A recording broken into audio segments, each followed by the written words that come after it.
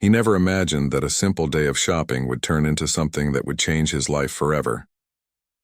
He was at Walmart on a hot Friday afternoon, doing what many people do, picking up his wife's medication and grabbing a few things for the house. There was nothing unusual about the day. As he walked in, he noticed the usual hustle and bustle of people, each focused on their own errands. The routine seemed calm, until his eyes landed on a little girl in the toy section. He was just passing by on his way to the pharmacy, but something about her caught his attention. He didn't know what it was, but his instinct told him to pay closer attention. She was standing there, alone, holding a toy, with a man by her side who he assumed to be her father. He couldn't explain it, but there was something in the man's demeanor that felt off. It wasn't just the way he looked, but the way he was speaking to her. He seemed to be rushing her. His tone was firm, almost too harsh for a simple shopping trip. She, on the other hand, looked uncomfortable. Her hands gripped the toy tightly, her face scrunched in a mixture of frustration and sadness. At first, he thought it was just a father-child disagreement over a toy, something all parents go through. But as he observed them longer, something didn't sit right. He noticed how the girl's eyes kept darting nervously around the store as though looking for someone or trying to figure out how to escape. And the man, the way he kept looking around, like he was trying to avoid being noticed, set off alarm bells in his mind.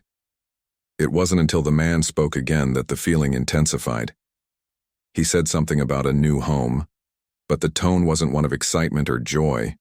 It was more like a command, as if the girl had no choice but to follow.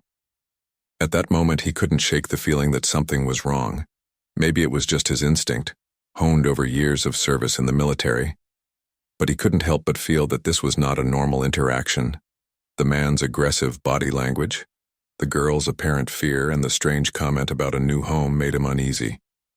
He felt an urge to do something, to step in, but he also knew he couldn't make assumptions without more evidence. All he could do was keep watching and hope that his gut wasn't leading him down a path of overreaction. He couldn't let it go. As he made his way to the pharmacy, the image of the girl, holding that toy with such a tight grip, lingered in his mind. There was something about the whole situation that didn't sit right with him. He'd seen similar looks on children before, when they were scared or uncertain, but this felt different. He tried to shake it off, thinking maybe he was overthinking the whole thing. After all, he was just an old man, and it had been a long time since he'd been involved in anything like this. Still, the thought of the girl's sad face stayed with him, and as he picked up his wife's medication, he found himself glancing over to the toy aisle once more. He didn't expect to see them again, but there they were. The man and the girl were walking toward the exit now, heading out of the store. The girl, still holding the toy, turned and waved at him. It was a small gesture, but it struck him in a way that made his heart race. It wasn't the kind of wave a child gives when they're excited to leave. It was more like a silent plea for help. He couldn't explain it, but it felt as though she was reaching out to him, asking him to do something. It was at that moment that he knew he couldn't just walk away. It wasn't just his training or his experience. It was something deeper. Maybe it was the fact that he was a grandfather himself, or maybe it was just the nagging feeling that something was terribly wrong. But he felt an overwhelming need to act.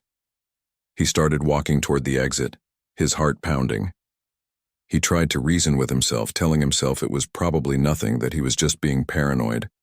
But as he reached the doors, he saw them again, the man and the girl. They were standing in the parking lot now, just a few feet away from him. The girl was still holding the toy, and the man was standing a little too close to her, his arm hovering over her shoulder in a way that made him uncomfortable. That's when he saw it. A small flicker of fear in the girl's eyes. It was subtle, but it was enough to confirm what he had been feeling all along. This wasn't just an ordinary father-daughter shopping trip. Something was wrong, and he couldn't ignore it any longer. His instincts kicked in, and without thinking, he moved toward them. As he walked toward them, his mind raced, unsure of what he would do or even what he could do. But the sense of urgency in his chest pushed him forward. He knew he had to act fast, even if it was just a small gesture. The girl's eyes met his again, and this time, there was a hint of relief in them, as if she recognized him from earlier. He didn't know what was going on, but something told him that she was looking for someone, anyone, to notice her distress. He made his way closer to them, trying to keep his movements casual, not wanting to alarm the man. As he approached, he smiled, trying to make himself seem harmless, just another stranger in the parking lot. "Hey there. I noticed you were looking at that toy earlier. I thought maybe your daughter would like it," he said, his voice calm but firm. The man, however, didn't share the same warmth. His eyes locked onto Rick with a coldness that sent a chill through him. "Mind your own business, old man," he snapped, his voice full of venom. The words hit Rick like a punch to the gut. He hadn't expected such hostility, especially from someone who appeared to be a father. For a moment, he hesitated. He wanted to back away, to let it go, but something deep within him said not to. This wasn't normal. The way the man reacted was far too defensive, too aggressive for a simple situation like this, and the way the girl was still gripping the toy, still looking down at the ground instead of engaging with the man, it all pointed to something more. The man's tone grew more threatening as he continued to glare at Rick. "I said keep moving and stay out of our way." But Rick couldn't shake the feeling that something terrible was happening. As the man turned to walk away, dragging the girl behind him, Rick's mind raced. He couldn't just stand there and do nothing. He didn't have any concrete proof, but his gut told him this was serious. As they walked toward the parking lot, Rick watched them closely, still trying to make sense of the situation. That's when he heard it, something that made his blood run cold. The man muttered under his breath, almost as if he didn't want anyone to hear.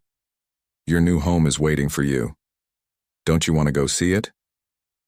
The words echoed in Rick's mind, and he knew right then that he couldn't let them leave.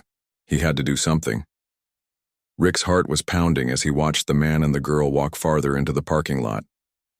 The words "new home" echoed in his mind, and a sinking feeling settled in his stomach.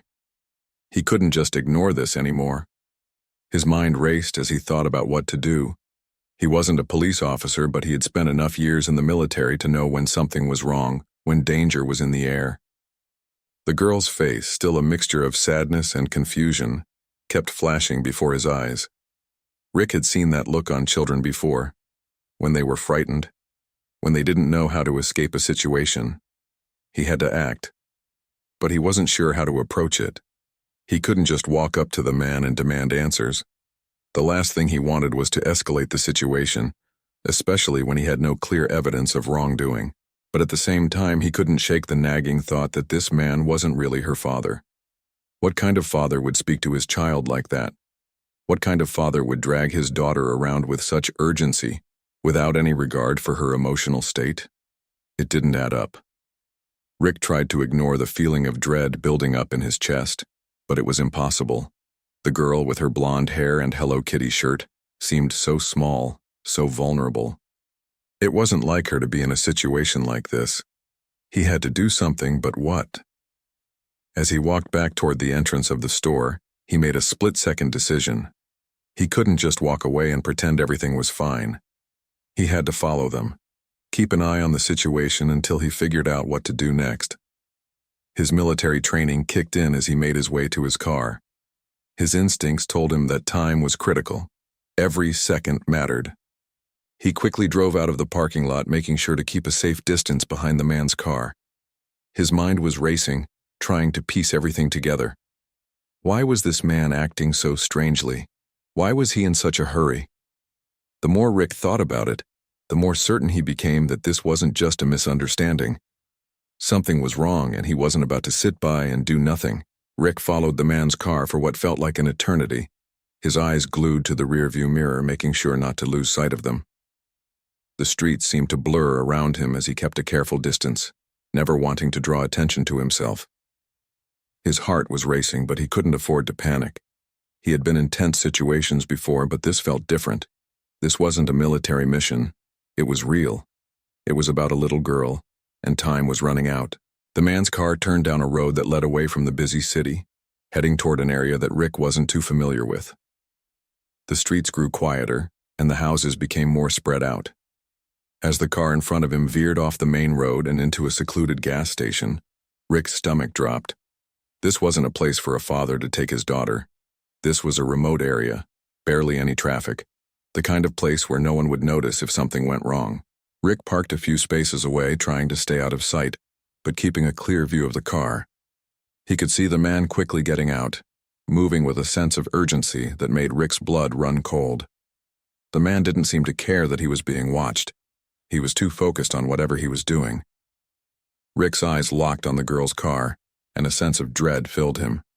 She was still inside, and Rick could see through the windows that she wasn't moving.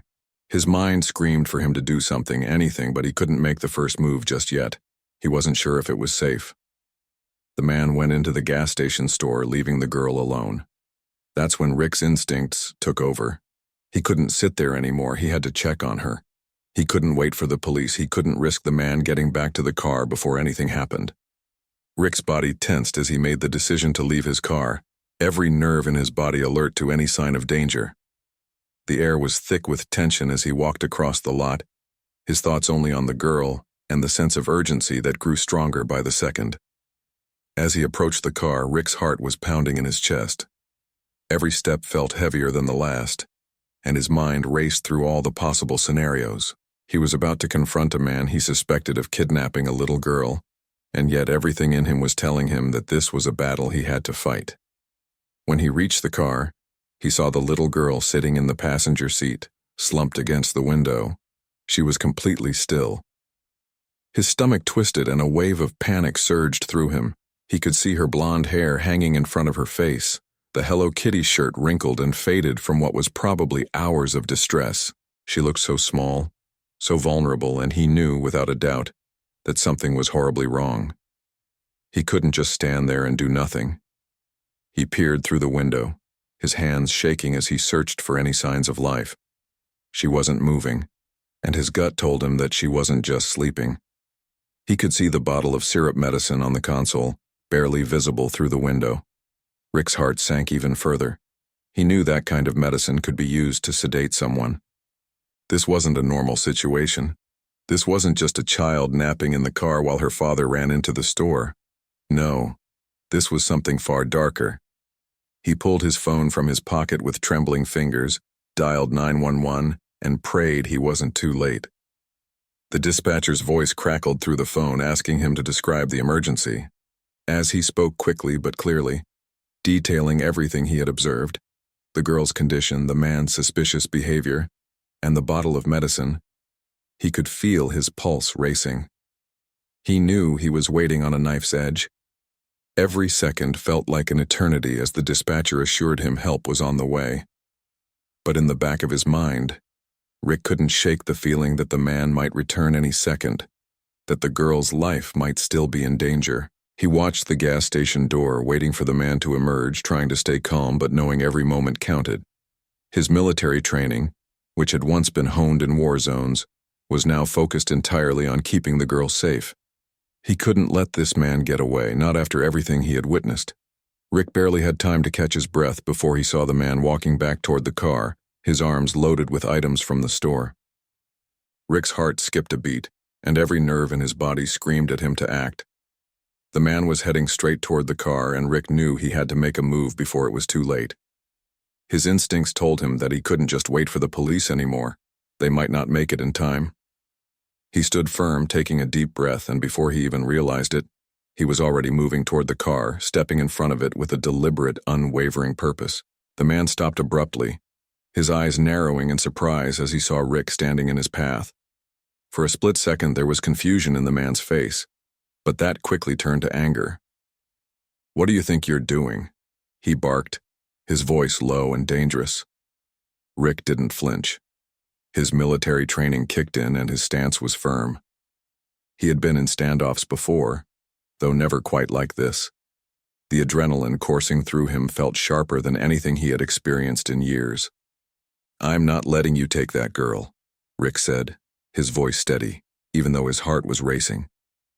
The man's eyes flared with rage as he stepped forward, trying to push past Rick. He didn't hesitate, pulling a knife from his pocket in a swift, menacing motion. "Move, or I'll make you regret it," he growled, his grip tightening on the handle of the knife. Rick's body went into autopilot. He sidestepped the man's lunge, grabbing his wrist with a speed that surprised even him. The years of military discipline had made these kinds of movements instinctive, and in one fluid motion he twisted the man's arm behind his back.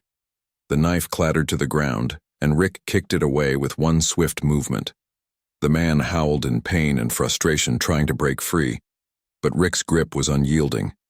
The old military officer wasn't going to let go now, not when a child's life was at stake. Rick could feel the man's resistance, but it only made him more determined. Just as the man struggled to free himself, Rick heard the sound of sirens in the distance. Relief washed over him, but his focus didn't waver. He wasn't going to let the man escape, not now that the police were almost here. The sirens grew louder as the police cruiser pulled into the gas station parking lot. Rick stood there holding the man's arm behind his back, making sure he couldn't escape. The heat of the Texas sun was unbearable, but it didn't matter. Rick had a singular focus: the girl in the car. The officers jumped out of the patrol car with weapons drawn, their eyes scanning the scene before they quickly moved toward Rick and the man. One of the officers shouted, "Freeze!" But Rick didn't let go of the man until he saw the officers closing in. Only then did he release his grip, and the man sagged in defeat, his body going limp as the police cuffed him. It was over. Rick felt a strange mix of exhaustion and relief wash over him, but there was no time to relax just yet. The officers quickly secured the suspect, and one of them turned toward Rick. "You did good, sir. Are you okay?" she asked, her voice calm, but with an edge of concern. Rick nodded, though his body still felt tense, his muscles aching from the adrenaline. "I'm fine. Just glad I could help," he replied, his voice steady, despite the storm of emotions swirling inside him. The other officer, a man in his late 40s, approached the car where the girl was still slumped in the passenger seat. He opened the door gently and checked on her, his expression softening as he saw the girl's pale face. "She's breathing, but she's unresponsive," he said. "We need medical help here now." Rick watched as the paramedics arrived, quickly taking over from the officers. They rushed to the girl's side, hooking her up to an IV and carefully checking her vitals. Rick felt his heart drop as they worked to stabilize her, but he knew he had done everything he could. The girl was going to be okay, and that was all that mattered. The police began to question him, taking his statement about what had happened, but in the back of his mind he could only think about the relief he felt as he watched the paramedics tend to the little girl. He had done the right thing. His instincts had been right, and he had saved her from whatever fate the man had planned for her. As the paramedics prepared to take the girl to the hospital, Rick couldn't help but feel a deep sense of gratitude, knowing he had played a part in saving her life. He had never imagined that a simple trip to the store would lead to something like this. His mind replayed the events, the moment when he first saw the girl in the toy section, the way she seemed so sad and frightened, and the sudden urgency he felt to act. He had trusted his instincts, even when others might have dismissed it as paranoia. Now, watching the girl being lifted onto the stretcher, her parents arriving and rushing to her side, he knew it had all been worth it. They had reunited with their daughter, and she was going to be okay. As the police continued their investigation, Rick stepped back, letting the professionals do their job. He felt a weight lift off his shoulders, but there was still a lingering sense of unease. This wasn't just an ordinary rescue. It had changed something in him. The man in handcuffs was being taken away, but the image of the girl's scared eyes, the look of gratitude in her parents' faces, would stay with him forever. He couldn't help but think about how different things might have turned out if he hadn't acted. What if he had ignored that gut feeling? What if he had just gone on with his day, letting the girl disappear into the man's hands without a second thought? He didn't want to think about it. All he knew was that he had made a difference, and that thought would carry him forward for the rest of his life.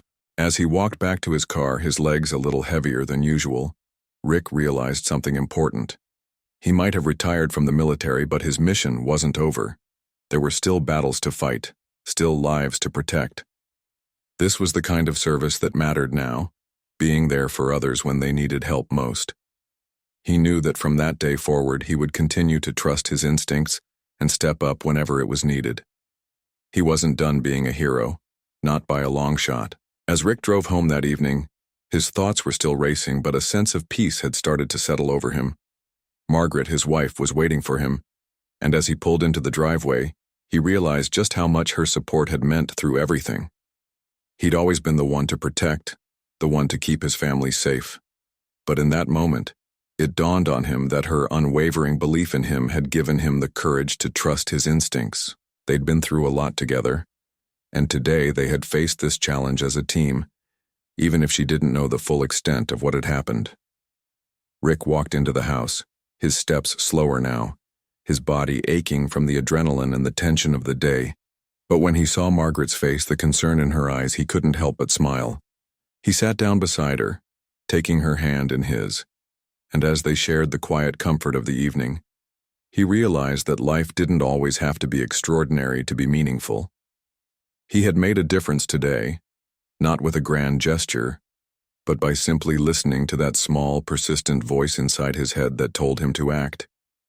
And for that he was grateful. He had done what he felt was right, and in the end, that was what mattered most. He might be retired from the military, but today had shown him that some battles were worth fighting, even when they weren't the ones you expected. As he leaned back, he knew that he would never forget that little girl, her fearful eyes, or the moment when he made the decision to trust his gut and step in. It had been a simple act, but one that would stay with him forever, a reminder that heroes don't always wear uniforms. They're the ones who step up when it matters most.